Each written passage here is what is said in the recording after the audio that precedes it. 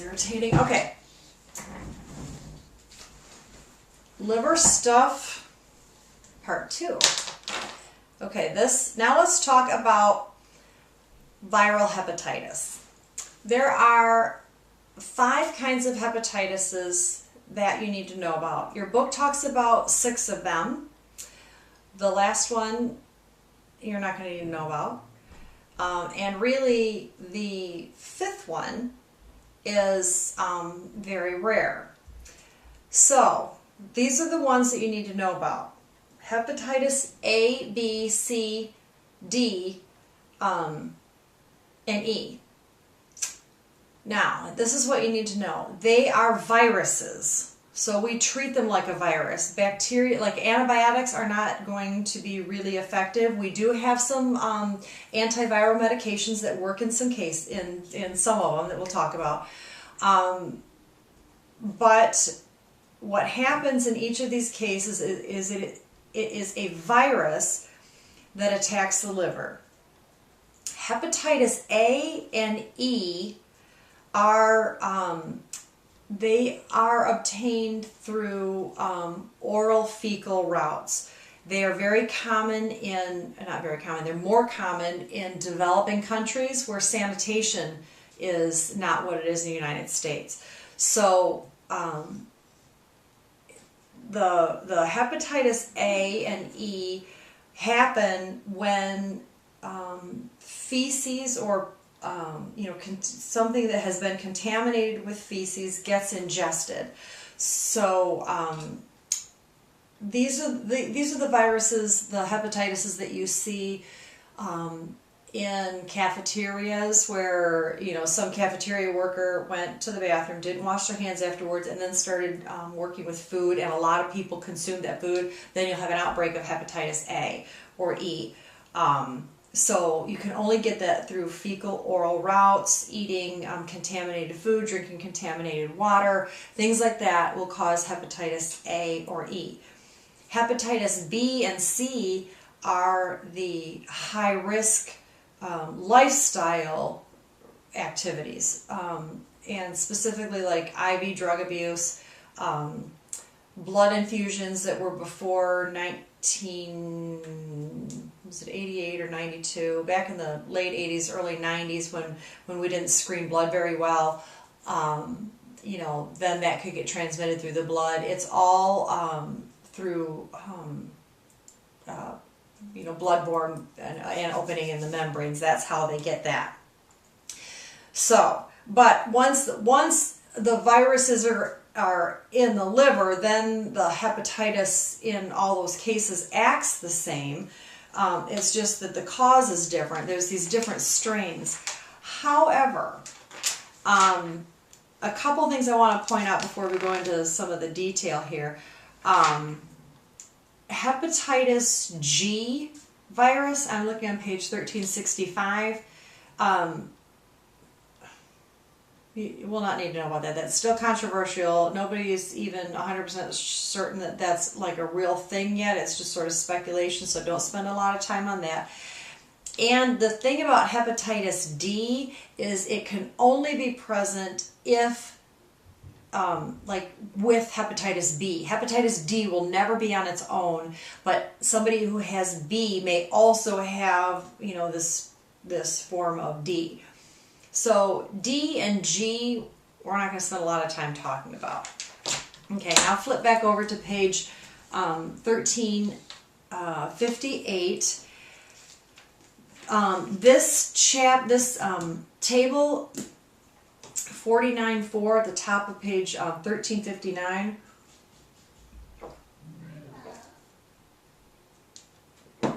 Sorry. This will be your friend.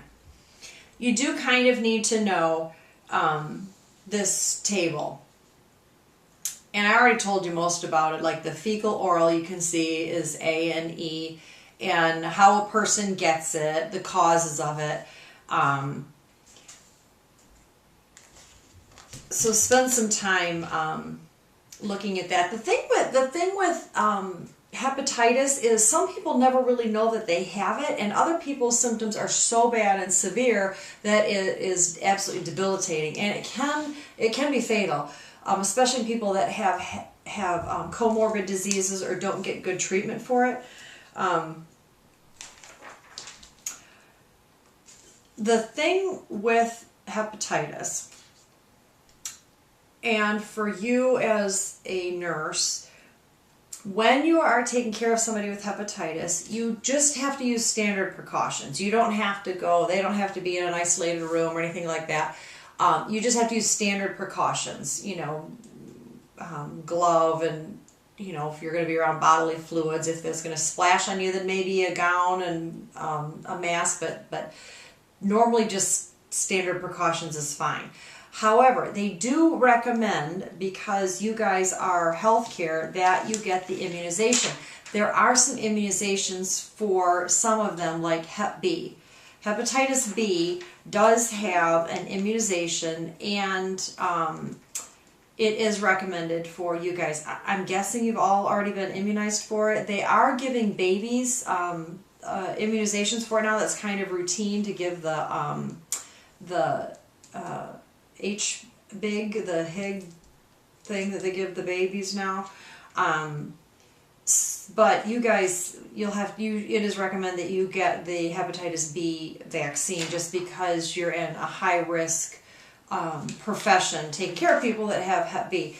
It is, hepatitis is not that uncommon. There's a ton of people that have it. The thing that you want to do as a nurse is obviously to prevent it from popping up in the first place.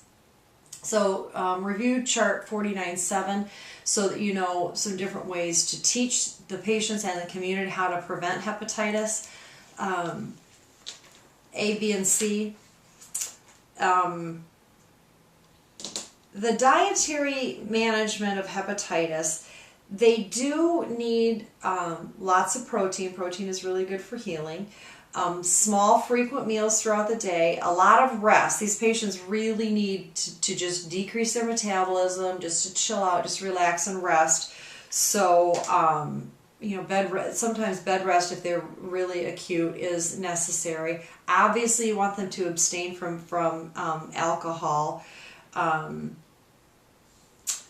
And chart 49.9 tells you some risk factors about hepatitis B. We talked a little bit about that already. And I wanted to draw your attention to the sort of the bottom half on page 1362, where it's talking about the assessment and diagnostic findings. I want to point this out to you because you might see it sometimes, and it will come up in the labs, and then that way you'll know what's being talked about. You have antigens, which is the cause of something, and an antibody, which is the reaction to the cause. So you can figure out what you're looking at when you're looking at these assessment and diagnostic findings. So see that first bullet point where it says HBCAG? That means hepatitis B core antigen. And by core, it means like in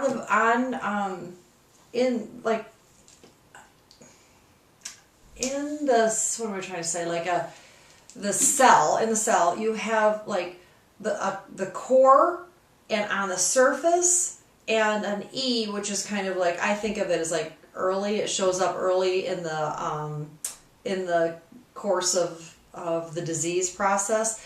So if you're seeing, and this is true with hepatitis C or E or A, the same antigens will show up, just the different letter.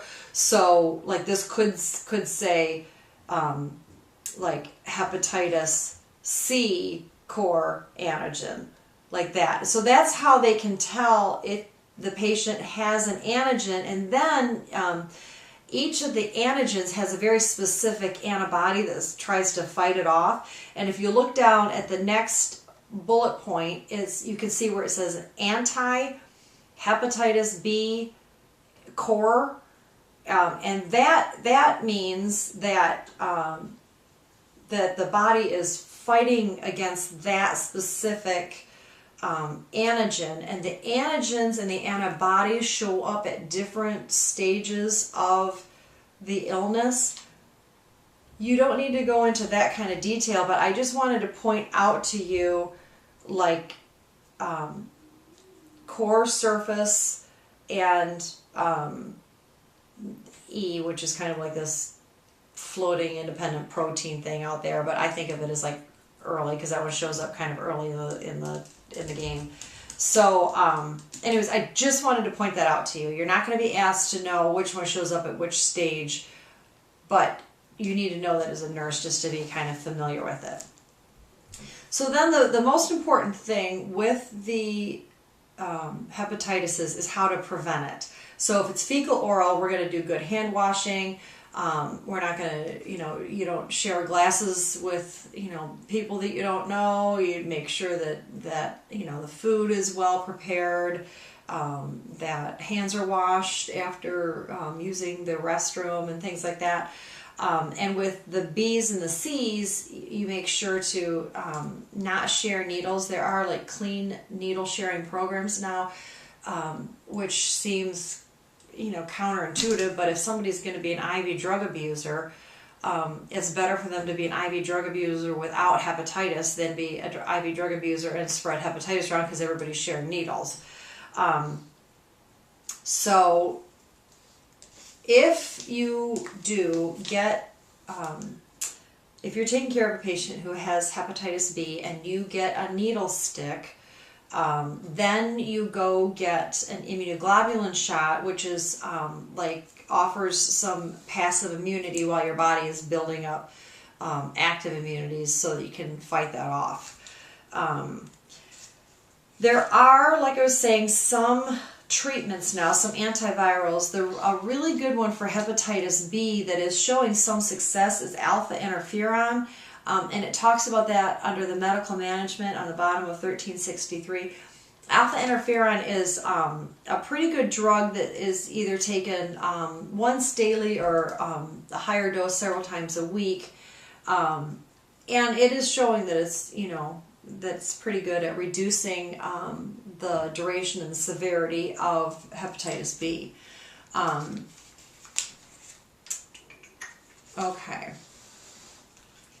What else do I want you to know about the hepatitis?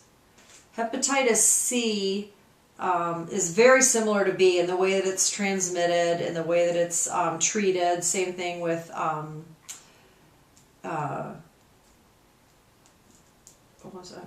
I totally lost my train of thought. I don't know what I was going to say. Oh, yeah, high-risk sexual behavior. Because it's a blood-borne thing through bodily secretions, you can get that. Let's see. Yeah, again, and all of the hepatitis, you need to avoid alcohol and liver toxic medications like Tylenol. Tylenol is horrible for the liver. Okay, and there are some drugs with this one too. They have the antivirals. The ribavirin and PEG interferon are pretty good for Hep C. Yeah, so kind of look through there. The rest of these you don't need to know. There are some non-viral hepatitises that can show up. So if the patient is looking like they have hepatitis and you've tested them for hepatitis, like those I just showed you, the anti-hepatitis C antigen or whatever, and those are all negative, you have to look for non-viral causes, and some of them can be some of the over-the-counter drugs. So if somebody's been taking huge amounts of Tylenol, that can cause hepatitis. So if somebody is using over-the-counter medications, it is really important that you're teaching them to just use the medications as prescribed on the back. You see this a lot where, one works great, so why not take 10? Well, lay people don't understand there's some side effects, even if it's just an over-the-counter medication. So sometimes in those cases, you can treat the liver with corticosteroids and stuff like that. Okay, fulminant hepatic failure is just when It's like end stage liver disease where the patient is probably not going to make it. Okay, so now let's do cirrhosis. So I'm going to turn this off so you can just focus on hepatitis, and then we'll do the next section on cirrhosis and maybe some cancer. Okay, I'll be right back.